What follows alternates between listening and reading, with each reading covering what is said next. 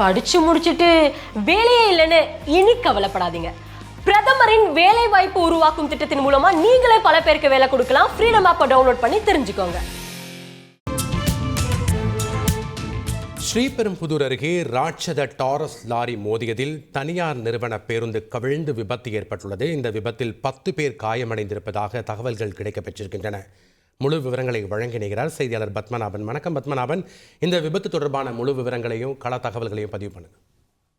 காஞ்சிபுரம் மாவட்டம் ஸ்ரீபெரும்புதூர் அடுத்த தண்டலம் அருகே பெங்களூர் சென்னை தேசிய நெடுஞ்சாலையில் தனியார் நிறுவன பேருந்து யூ-டர்ன் செய்த போது பின்னால் வந்த ராட்சத டாரஸ் லாரி வேகமாக மோதியது. இதில் தனியார் நிறுவன பேருந்து கவிழ்ந்தும் டாரஸ் லாரியின் முன்பக்கம் நொறுங்கியும் எதிரே வந்த இனோவா கார் மீது மோதியும் பயங்கர விபத்து ஏற்பட்டது. இந்த விபத்தால் சாலையை கடக்க முயற்சித்த ஒருவருக்கு கால் முறிவு ஏற்பட்டது. தனியார் நிறுவன பேருந்தில் ஓட்டுநர் உட்பட 9 பேருக்கு பலத்த காயம் ஏற்பட்டது.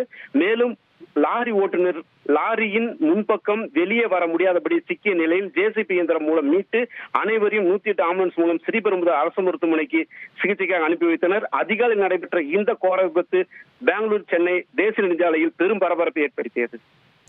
நன்றி பத்மநாபன், உங்களுடைய விவரங்களுக்கு.